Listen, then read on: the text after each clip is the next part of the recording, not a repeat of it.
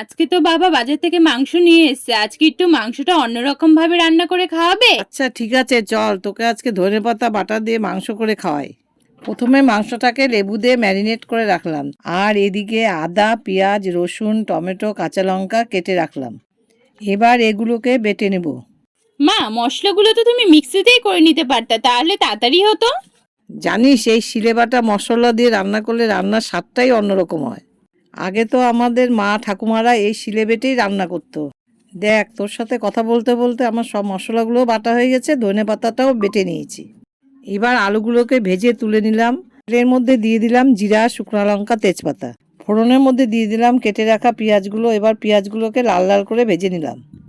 এবার এর মধ্যে দিয়ে দিলাম বেটে রাখা সব মশলাগুলো, আর অল্প করে একটু জল দিয়ে দিলাম যাতে নিচে না লেগে যায়। এর মধ্যে দিয়ে দিলাম হলুদ, লবণ, জিরের গুঁড়ো, ধনে গুঁড়ো, মিট মশলার গুঁড়ো। এখন এগুলোকে একটু কষিয়ে নিব যতক্ষণ না তেল ছাড়ে। এবার এর মধ্যে দিয়ে দেবো ম্যারিনেট করে রাখা মাংসগুলো। মাংসগুলোকে মশলার সাথে ভেজে নেব। এবার ভেজে রাখা আলুগুলো দিয়ে অল্প জল দিয়ে কিছুক্ষণ কষিয়ে নিব। এবার দেখো মাংসগুলো কষানো হয়ে গেছে, এর মধ্যে এখন আমি জল দিয়ে দিব। দেখো ঝোলটা ফুটে গেছে, এখন আমি এর মধ্যে ধনেপাতা বাটাটা দিয়ে দিব। এবার আমি অল্প ফুটিয়ে দেখো নামিয়ে নিলাম যাতে ধনেপাতার গন্ধটা থাকে।